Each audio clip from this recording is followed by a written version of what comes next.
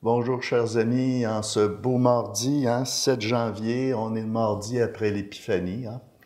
Et aujourd'hui, le texte de l'Évangile est pris dans Saint Marc au chapitre 6, versets 34 à 44. Alors nous voyons aujourd'hui une autre manifestation en quelque sorte de Jésus pour nous. Alors cet Évangile nous présente la scène de la multiplication des pains. Alors c'est Jésus multiplie les pains et les poissons avec ce qui lui a été fourni. C'est ce qu'on va regarder ce matin, aujourd'hui, dans cette réflexion. Le ciel et la terre éclataient de joie, le divin enfant est né. Alléluia, Alléluia. Gloire à toi dans les cieux, Alléluia. Le Seigneur soit avec vous. Évangile de Jésus-Christ selon saint Marc. Gloire à toi, Seigneur.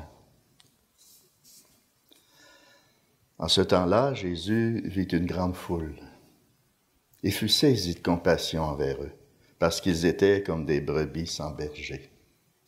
Alors il se mit à les enseigner longuement. Déjà l'heure était avancée. S'étant approché de lui, ses disciples disaient « L'endroit est désert, et déjà l'heure est tardive. Renvoie-les, qu'ils aillent dans les campagnes et les villages des environs s'acheter de quoi manger. » Il leur répondit, « Donnez-leur vous-même à manger. » Ils répliquent, « Irons-nous dépenser le salaire de 200 journées pour acheter des pains et leur donner à manger? » Jésus leur demande, « Combien de pains avez-vous? Allez voir. » S'étant informés, ils lui disent, « 5 et 2 poissons. » Il leur ordonna de les faire tous asseoir par groupe sur l'herbe verte. Ils se disposèrent par carrés de 100 et de 50. Jésus prit les 5 pains et les 2 poissons, et levant les yeux au ciel, il prononça la bénédiction et rompit les pains. Il les donna aux disciples pour qu'ils les distribuent à la foule. Il partagea aussi les 2 poissons entre eux tous. Ils mangèrent tous et ils furent rassasiés. Et l'on ramassa les morceaux de pain qui restaient, de quoi remplir 12 paniers, ainsi que le reste des poissons. Ceux qui avaient mangé les pains étaient au nombre de 5000 hommes. Acclamons la parole de Dieu. Louange à toi, Seigneur Jésus.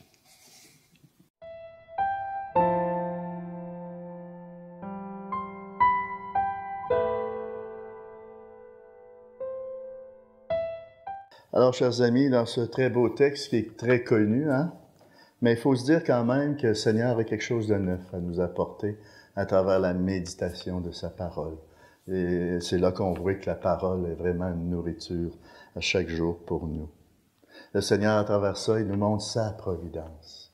On pourrait démontrer bien des aspects en rapport à ce texte, parce qu'il y a tellement de choses à découvrir à travers tout ça. Mais aujourd'hui, je vais m'arrêter à cette providence que le Seigneur met à notre disposition pour démontrer qu'il prend soin de nous. Il prend soin aussi des nôtres. Donc, si on retourne à ce que saint Marc a cité juste avant ce passage, la multiplication des pains, Jésus avait dit à ses disciples, « Venez vous reposer à l'écart. » Parce que les disciples arrivaient d'une mission d'évangélisation 2 par 2. Donc, on peut s'imaginer la fatigue et aussi tout l'envouement, les signes qui accompagnaient leur évangélisation. Alors, c'est pour ça que Jésus les avait invités à se reposer, de venir à l'écart, en un endroit désert pour se reposer. Mais voilà que, là, on voit vraiment l'imprévisible, et voilà que des foules se rassemblent du lieu qu'ils étaient. Ils ont essayé de se cacher, mais ils se sont rendus compte qu'il y avait d'autres besoins qui ont surgi, en fin de compte, à travers cet événement, tout simplement. Alors, il aurait été légitime pour eux de se cacher, pour se reposer. C'était bien mérité. Mais c'est jamais coulé dans le ciment avec le Seigneur. Il nous montre tout le temps des moments imprévisibles, où qu'il faut s'ajuster, où il faut arrêter de se regarder, pour regarder, oups, il y a quelque chose que le Seigneur veut révéler à travers tel événement. Donc, déjà au départ, le Seigneur, en voyant ces foules, il est pris de compassion. Non seulement il se soucie de la foule affamée, mais en plus de se soucier d'eux, il fournit la nourriture dont ils auront besoin. Le Seigneur est capable de prendre soin de nous et des nôtres. Donc, il ne faut jamais douter de ça. Mais pour cela, le Seigneur a besoin de notre propre apport, voyez-vous. Cet apport, ce sont nos 5 pains et nos 2 poissons que nous offrons au Seigneur à multiplier. Quelque chose de bien important qu'il faut retenir, c'est qu'on multiplie toujours à partir de quelque chose, et ce quelque chose doit venir de nous. Ainsi, nous devons nous demander à chaque demande que nous faisons au Seigneur, quelle est l'offrande que nous lui apportons? Cette offrande n'est pas forcément matérielle. Elle dépend des demandes et des circonstances.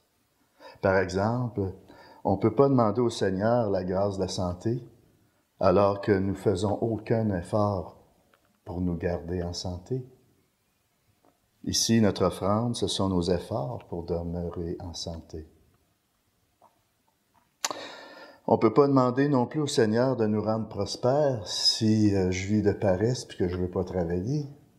Je ne peux pas être prospère à ce moment-là. Je ne peux pas demander au Seigneur quelque chose de matériel ou quoi que ce soit, et puis que je ne prends pas la peine de travailler. Hein?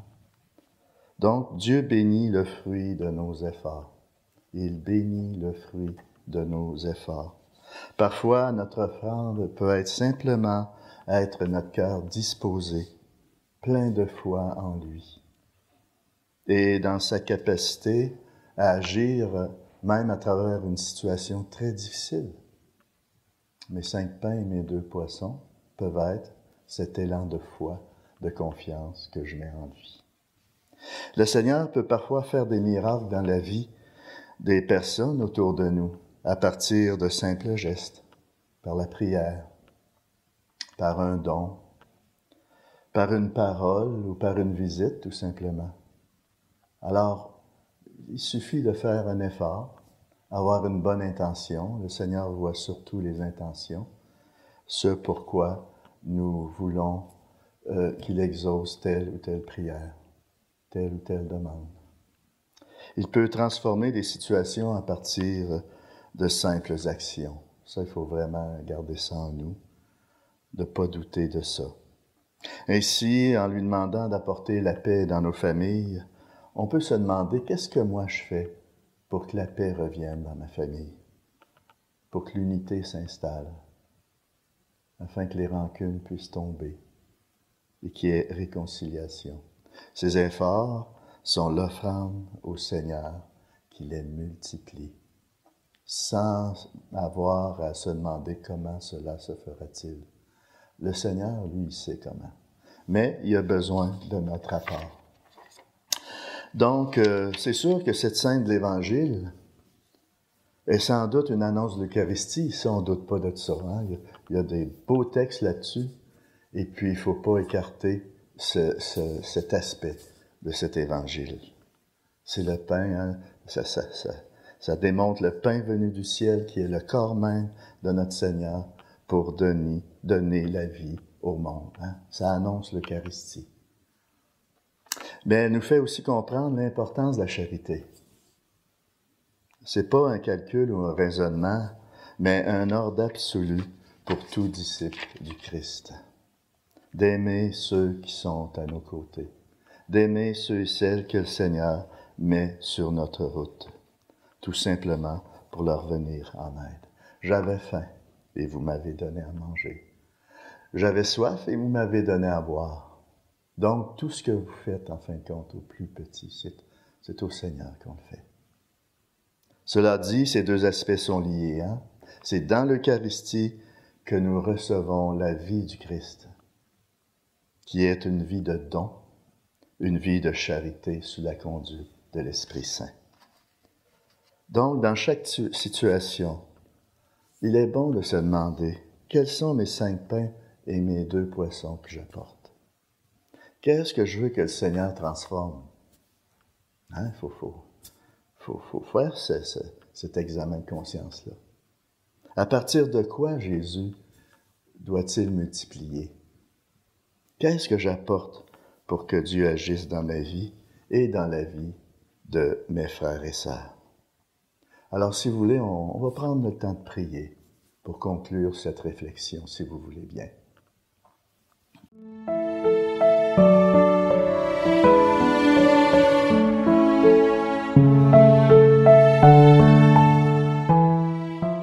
Père d'amour, toi qui nous aimes et qui prends soin de nous, accorde-nous de savoir faire notre effort personnel chaque fois que nous te demandons d'agir dans une situation de notre vie ou de celle des autres autour de nous. Nous te disons merci pour l'Eucharistie, dans lequel tu nous donnes ta vie. Puissions-nous, dans un retour d'amour envers toi, donner notre vie pour nos frères et sœurs. Amen. Et c'est la grâce que je vous souhaite, et que le Seigneur vous remplisse de sa vie en ces jours, au nom du Père, du Fils et du Saint-Esprit. Amen. Allez dans la paix du Christ et à la prochaine.